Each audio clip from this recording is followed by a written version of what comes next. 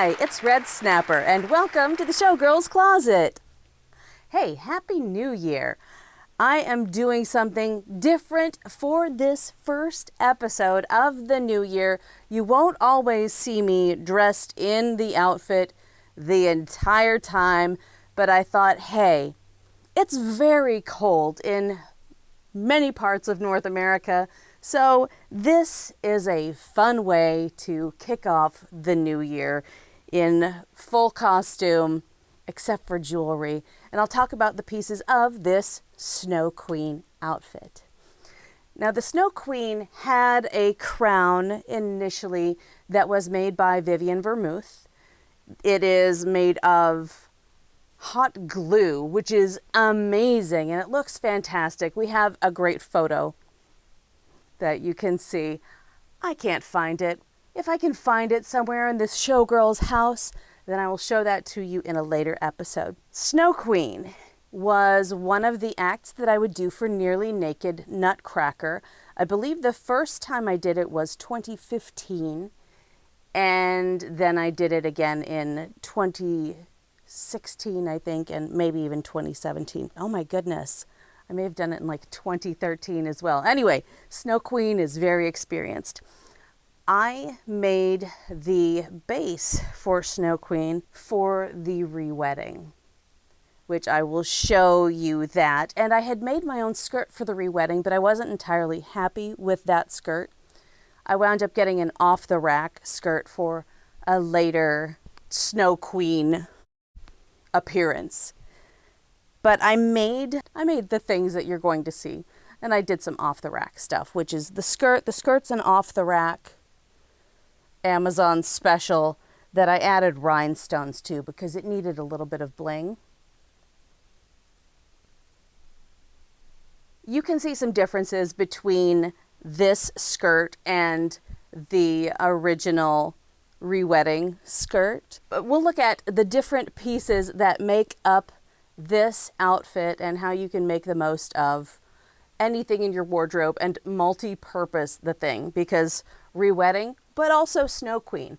I had one re-wedding so far, and I have appeared as Snow Queen multiple times. That's the really important takeaway. So dressing myself for the re-wedding in such a way that I could easily repurpose was very smart. Thanks so much, past me. All right, here we go, into the things. This little stole I made. I got this fabric from, I believe, Blue Moon Fabrics in downtown Los Angeles, and I believe they are still in business. And it has a cute little frog on it.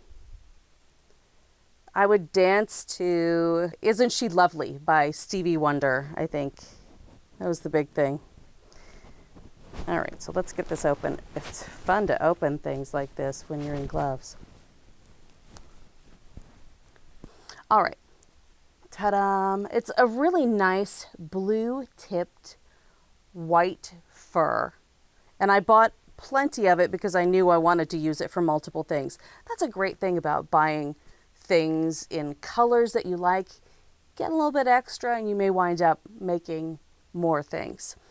So this was a piece that I could, play with, etc. on the stage to take off. It's lined with a standard issue Red Snapper fabric, like Ice Blue number 5 or whatever.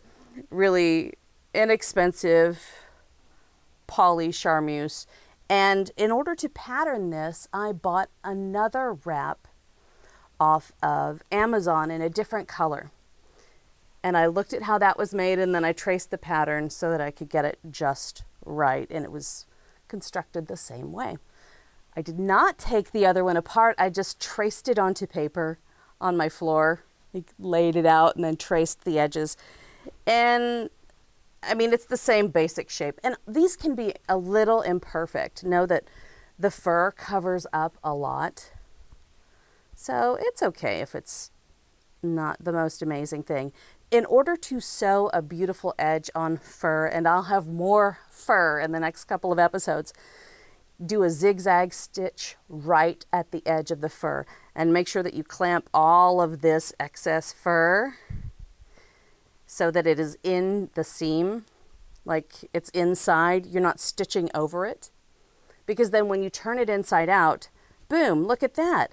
It's just fur on the edge. You don't have weird jagged edges or blunt cuts or anything that looks terrible. All right, so I love this. I play with this and it's fabulous.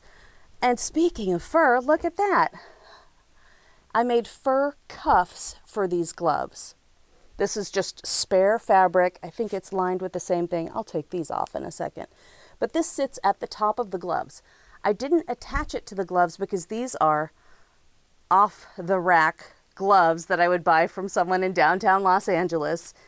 I think a quinceañera supply store, but you can now get things like this on Amazon or online from, I'm sure, pretty much anywhere. So I didn't want to attach something to the edge because there's stretch at the top of the gloves. And this is not stretchy. So I just made basically little cuffs. These are lined with broadcloth in more or less the same color. Put together the same way as the stole. There's where I had to quickly hand stitch it together. And they look nice. You can see this one here. Looks pretty good. And this also gave me something else to take off to keep things exciting. The gloves, off the rack, fairly inexpensive. If you are a show girl, show boy, show person, somebody who lives in this world, you know that you can get these for fairly inexpensive. If you are not, bridal showers, etc., girls' night out, you may wind up purchasing gloves, unembellished, but these fancy opera gloves for $30+. So if you're looking for something a little less expensive, you can check out some online retailers instead of going to the bridal shop and paying a lot more for the same exact thing. Okay, the stones. I bought giant stones because I really wanted them to sparkle, and I made this little flower by stitching on these giant stones. I think, yeah, they're stitched.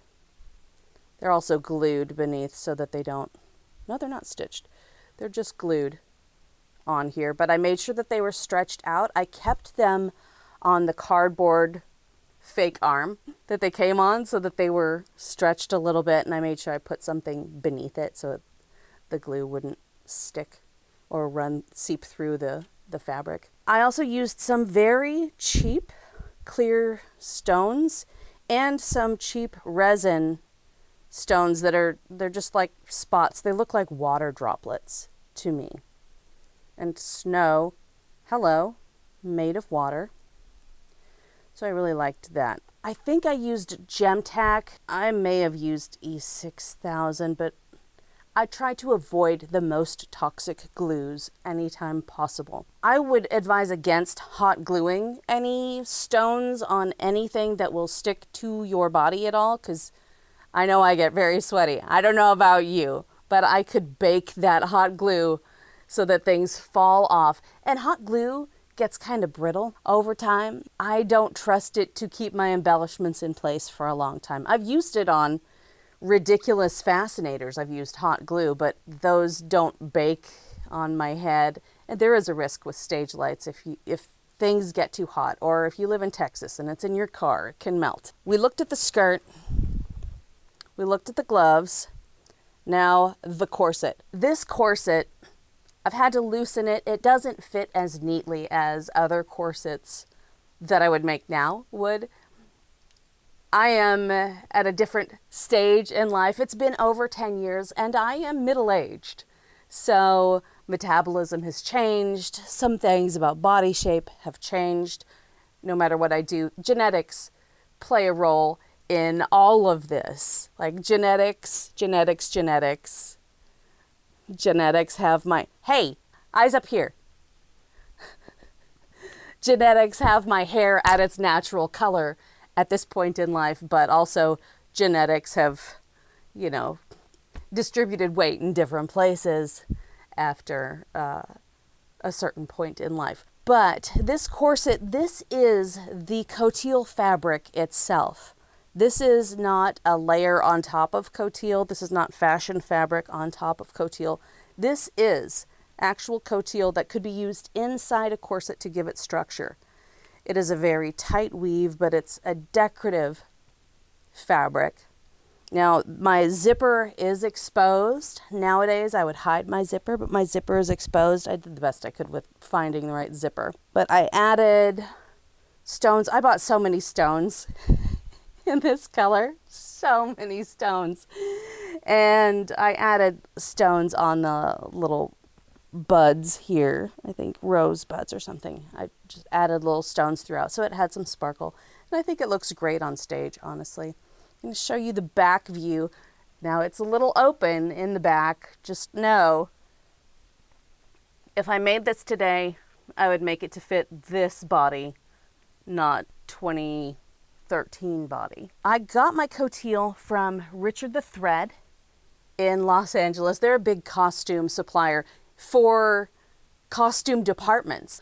Richard the Thread has the boning. They've got the twill tape for the waist.